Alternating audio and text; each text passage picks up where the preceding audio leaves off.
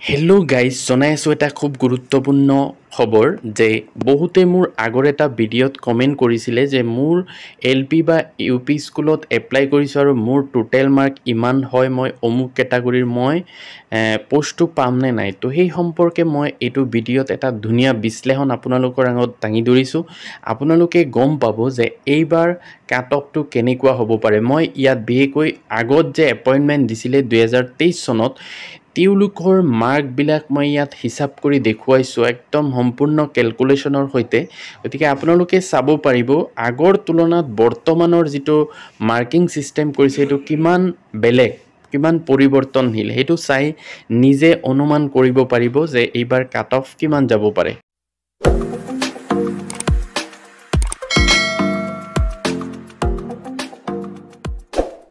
বৰপেটা ডিষ্ট্ৰিক্টৰ 2023 চনৰ যিটো ফাইনেল মেৰিট লিষ্ট ওলাইছিলে সেইটো ইয়াত মই দেখুৱাই দিছোঁ। চাওক, বৰপেটা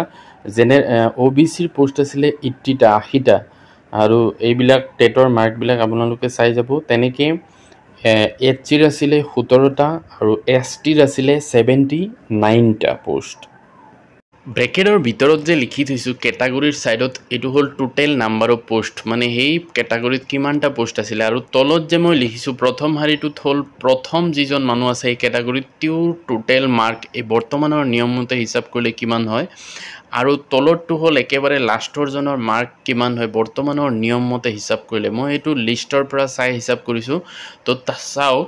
যে জেনেৰেলৰ প্ৰথমজনৰ মাৰ্ক হয় 81.14, অৰ্থাৎ টেটৰ তেওঁৰ মাৰ্ক যথেষ্ট বেছি আছিলে। একেবাৰে লাষ্টৰজনৰ হয় 60.46 আৰু OBC MOBCৰ 80টা পোষ্টৰ ভিতৰত প্ৰথমজনৰ 64.73 হয় আৰু একেবাৰে লাষ্টৰজনৰ 80 নম্বৰজনৰো 64.18। ঠিক তেনেকৈ HCৰ প্ৰথম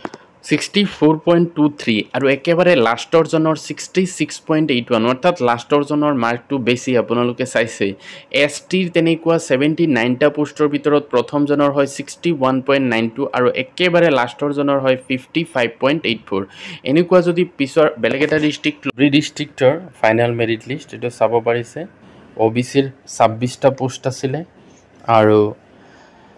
HCৰ আছিলে 16টা পোষ্ট, STৰ আছিলে 30টা পোষ্ট আৰু আনৰিজাৰ্ভড আছিলে 64টা পোষ্ট আছিলে।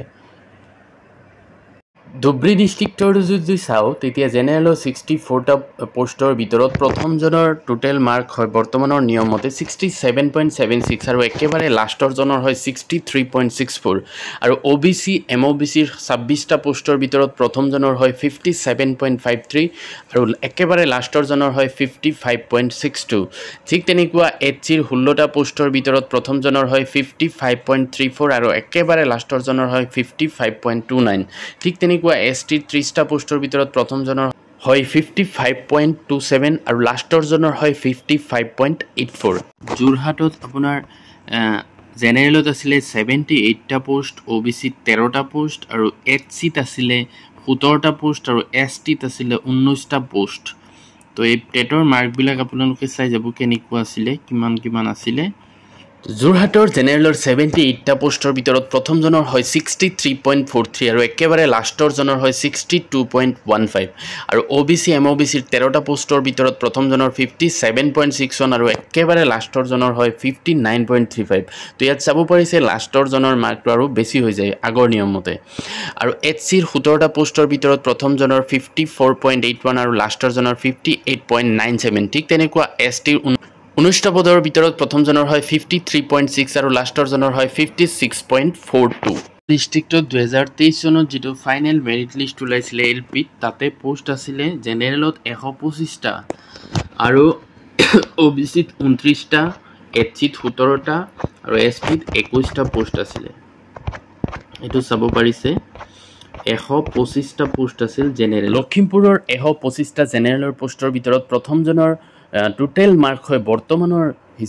নিয়ম মতে 75.98 আৰু একেবাৰে লাষ্টৰজনৰ হয় 63.4 আৰু OBC MOBCৰ 29টা পদৰ ভিতৰত প্ৰথমজনৰ হয় 58.49 আৰু লাষ্টৰজনৰ হয় 58.34 আৰু HCৰ 17টা পোষ্টৰ ভিতৰত প্ৰথমজনৰ হয় 61.22 আৰু একেবাৰে লাষ্টৰজনৰ হয় 56.38 আৰু STৰ 21টা পদৰ ভিতৰত প্ৰথমজনৰ হয় 57.86 আৰু একেবাৰে লাষ্টৰজনৰ হয় 55.8 চনত গোলাঘাটৰ যেটো ফাইনেল মেৰিট লিষ্ট ওলাইছিলে তাতে OBCৰ পোষ্ট আছিল 18টা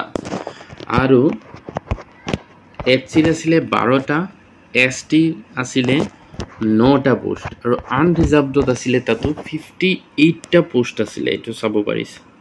গোলাঘাট ডিস্ট্ৰিক্টতো যদি বৰ্তমানৰ নিয়ম মতে হিসাব কৰো তেতিয়া জেনাৰেলৰ 58টা পোষ্টৰ ভিতৰত প্ৰথমজনৰ হয় 72 আৰু একেবাৰে লাষ্টৰজনৰ হয় 65.39 অৰ্থাৎ প্ৰথমজনৰ টেটৰ মাৰ্কটো বহুত বেছি আছিল OBC MOBCৰ 18টা পোষ্টৰ ভিতৰত প্ৰথমজনৰ হয় 56.08 আৰু লাষ্টৰজনৰ হয় 59.82 ঠিক তেনেকুৱা HCৰ 12টা পোষ্টৰ ভিতৰত প্ৰথমজনৰ হয় 61.56 আৰু লাষ্টৰজনৰ হয় 62.85 STৰ 9টা পোষ্টৰ ভিতৰত প্ৰথমজনৰ 61.84 লাষ্টৰজনৰ 59.6 ডিস্ট্ৰিক্টত কোনো OBC পোষ্ট নাছিলে তো HCৰ আছিলে 30টা পোষ্ট আৰু STৰ আছিলে 67টা পোষ্ট আছিলে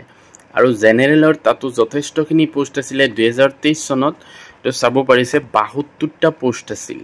শিৱসাগৰ ডিস্ট্ৰিক্টৰ জেনাৰেলৰ 72টা পোষ্টৰ ভিতৰত প্ৰথমজনৰ 63.22 আৰু লাষ্টৰজনৰ 64.81 অৰ্থাৎ হেহৰজনৰ মাৰ্কটো বেছি হৈ যায় OBCৰ পোষ্ট নাছিলে HCৰ 30টা পোষ্টৰ ভিতৰত প্ৰথমজনৰ হয় 54.33 আৰু একেবাৰে লাষ্টৰজনৰ হয় 56.92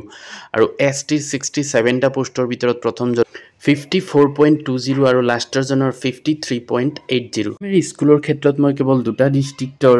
মাৰ্ক বিলাক ইয়াত দেখুৱাই দিছো প্ৰথমটো হল বৰপেটাত ফাইনাল মেৰিট লিষ্টত চাব পাৰে OBCত পোষ্ট আছিলে মুঠ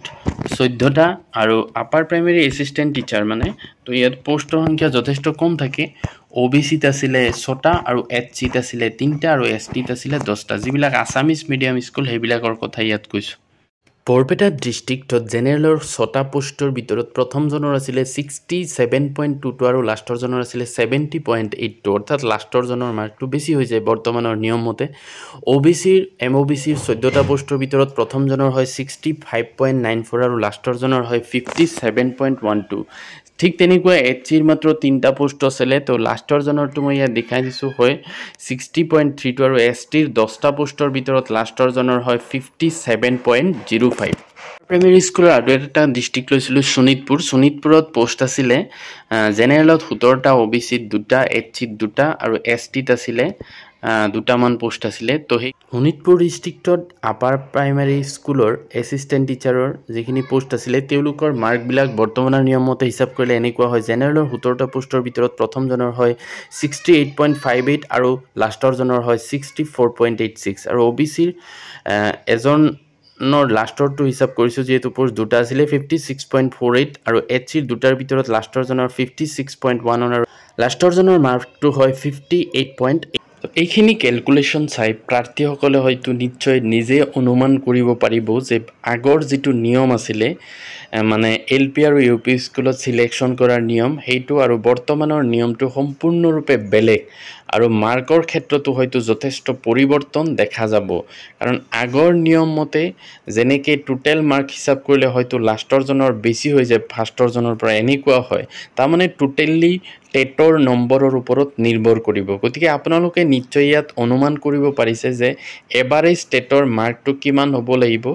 গতিকে যাৰ টেটৰ মাৰ্ক বেছি আছে তেওঁলোকৰ চিন্তাৰ কাৰণ তথাপিও আশা ৰাখিব হয়তো আপুনি যি ডিস্ট্ৰিক্টত এপ্লাই কৰিছে হয়তো পায়ো যাব পাৰে কাৰণ এটো কোনেও ক'ব নোৱাৰে আসলতে কিমান মাৰ্ক যাব এইবাৰ কাৰণ আপোনালোকক মই এটো ভিডিঅ'ত দেখুৱাইছো গতিকে ভিডিঅ'টো ভাল লাগিল লাইক এটা কৰি দিব আৰু মোৰ চেনেলটো সাবস্ক্ৰাইব কৰি থব এনেকুৱা ইনফৰমেটিভ ভিডিঅ' বিলাক পাই থাকিবলৈ থ্যাংক ইউ